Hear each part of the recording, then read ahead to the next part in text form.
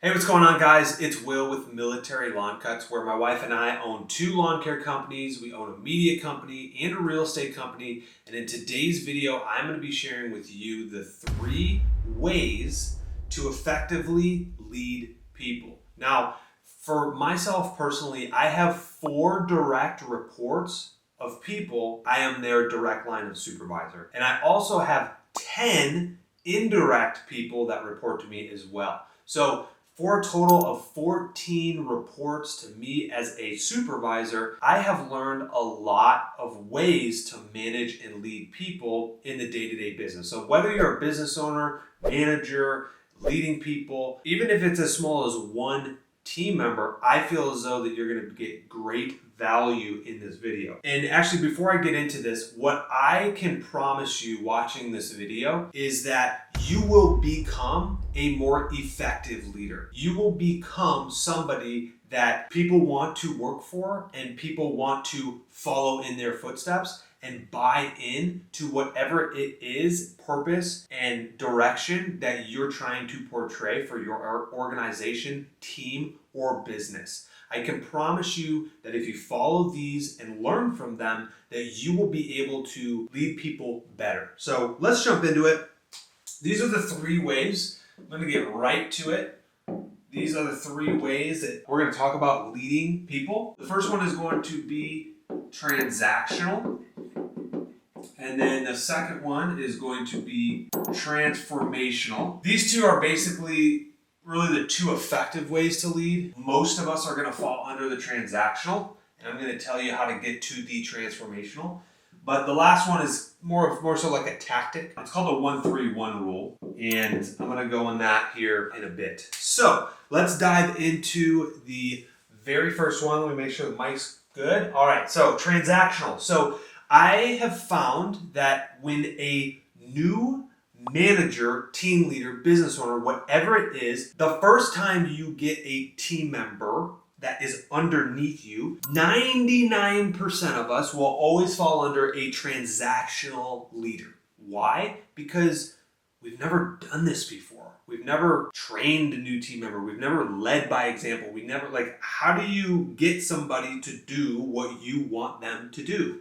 Well, transactional. Hey, I need you to go and mow this lawn. Take this mower, take this weeder, and when you're done, come back and I'll give you another task. Okay, they come back, great. Now I need you to go and do this landscape job. And it's very transactional on a basic level. If you're in the office, maybe it's, hey, I need you to cold call these 100 people, and when you're done, come back to me, I'll give you another task. It's very transactional. There's not much thinking. And you as the leader or the manager can only scale that to be so much, because eventually, like when you have 1, 2, or 3 employees, that's fine. You can be a transactional leader and it works fine. It works very fine. However, as you scale and grow, you cannot continue to be a transactional leader because you become the bottleneck, because you're having to tell everybody what to do when they're done with their tasks and they come back and they say, okay, Will, I'm done with my task. What else can I do? Or what's the next thing you got for me? Not a bad way to start. I encourage everybody to hopefully become a transactional leader in the beginning, but we need to evolve to become a transformational leader. Now, what is a transformational leader? A transformational leader is somebody who makes a more meaningful impact in the people they lead. How? By encouraging and empowering them to make decisions on their own for good consequences and bad consequences. And it's okay if they're wrong or they cost the business money. We want to be able to take those tasks, hand that off to somebody, give them ownership of the task. So if it does well, they get rewarded. If it fails, we understand that they were that person. Now, obviously, we want to try to equip them with all the training and stuff that they need, but ideally, we want them to think for themselves and not always come to you as a transactional leader, all right? This transformational leader is one of the most powerful things that you can do, because as you scale, like I said, I have 14 people, direct and indirect people, that report to me, okay? between all of our businesses. With that being said, I could not do that if I was a transactional leader. Why? There's not enough time in a day and I wouldn't get anything done in my tasks. So what I need to do is basically give them the power to make decisions within boundaries. How do you do that? So one of the things that I implemented in my business just recently was a $500 decision-making process for our office manager. I said, look, if the customer's upset and you feel as though that we need to give them a refund, you don't need to ask me for that. I need you to process the refund.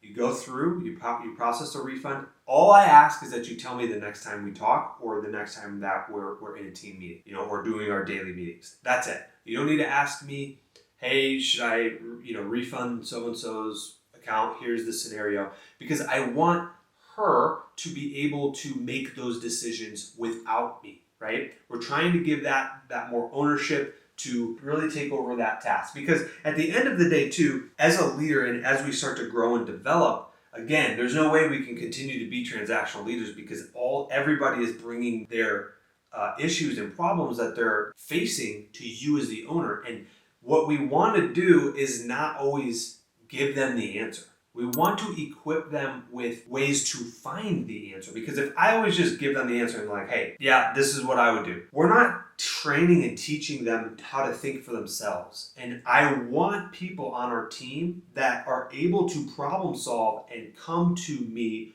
with solutions and not always just come to me for the solution. All right. So how do we do that? This is where the 1-3-1 rule comes in. All right. So the 1-3-1 rule, before I jump into this, by the way, all of this is from a book that I'm reading or listening to as an audiobook right now. It's called Buy Back Your Time. If you haven't read it yet, highly recommend it. It's a phenomenal book. And if you're liking this video, hit that like button. All right. The 1-3-1 rule. What does that mean? All right. So number one, we have a problem. All right. What problem are we trying to solve? We have to identify what the problem is. That's number one. You got to identify the problem. The second thing, 3, I need to know 3 solutions or options to fix the problem. All right. Now, at the end, from those 3 options or solutions, we need to make a decision. All right. So, as you start to grow and develop your team, you're going to have team members that come to you with a problem, all right? So, you as a leader, it's our job and responsibility to assist them and coach them and mentor them and say, hey, look, what is the problem that we're trying to solve? All right, we've identified the problem. Then we transition to, okay, so here's the problem. What are 3 options that we have to hopefully help mitigate or fix that problem? And then the last thing is going to say, okay, so from those 3, what is the one solution that you're going to choose? And that is the mindset of when a team member comes to us as leaders with a problem, we should start to coach and try to guide them into, all right, well, what do you think about this? Like, how would you handle it if I wasn't here? Okay, what is our problem? Oh, Susie is really upset about her lawn care. Okay, well, what are the 3 options that we have? We can either give her a refund, we can send the crews back to fix the problem, or we can just drop her, which probably is not a good solution all the time. But at least you have 3 options. It's like, okay, well, which one is the best one? Which one do you think would be the best one? Okay, hey, we're gonna send the crews back to go fix it. Great, that sounds like an awesome option. Let's roll with that. So this is basically the 3 effective ways to lead people. And I'm going to leave you guys off with this last piece. And this actually came from the book. But the author was talking about how he hired an office manager. He brought to her this problem. He said, hey, look, in the next 3 months, hiring manager, we need 11 new team members on our team because we're scaling this company tremendously. You're the hiring manager. That's why I hired you. I'm bringing that thing to you, which is the problem or what we need, like the task, like what we need to do, not how, but what we need to do. We need to hire 11 people. So the hiring manager came back to that owner and was like, hey, how do I do this? Like, how am I supposed to hire 11 people in 3 months? Like, that's a lot of people. Like, how do I do that? The owner was like, he took a step back and he said, look, Susie, we're just gonna call her Susie for now. All right. Look, Susie, I hired you as the hiring manager to solve that problem. Like, this is why I hired you. I didn't hire you for me to tell you how to hire those 11 people and figure that out. Like, that's why I hired you, is to be the hiring manager to solve those problems. And it was just a really mindset shift for me when I understood that, because me as a leader, like training the new guys out in the field and stuff, there is an element of like, hey, here's some training, here's some resources, I'm gonna coach you up, I'm gonna watch you.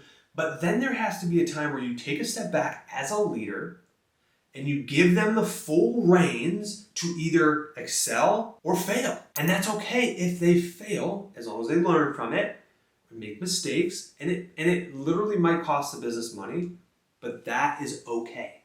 It's okay, because I am trying to transform them in their mind so they can learn from it and get better. We as leaders should not always tell the individuals how to get the job done. It's a mindset shift.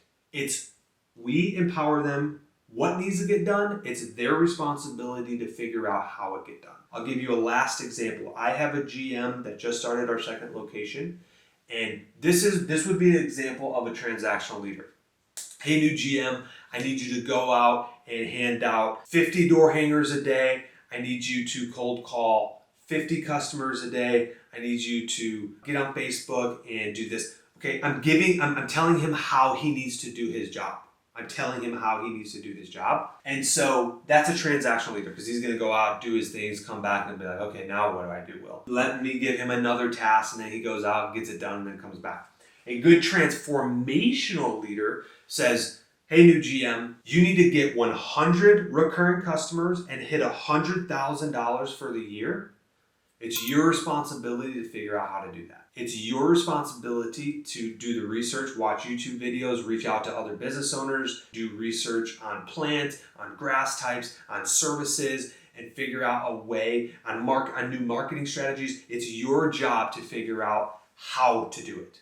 I'm not going to tell you exactly how it gets done. It's your job, and I want people on our team that can think through those problems. So that way, as we scale, we can all grow significantly together as one unit, because we have people that can think through and problem solve for themselves and not always come to the bottleneck of that person that's at the top of the organization who's always giving everybody all the answers. Let your team figure out problems and solutions for themselves, and it will set your company up to excel for the future. Guys, if you like this video, please hit that like button, and we will see you in the next video.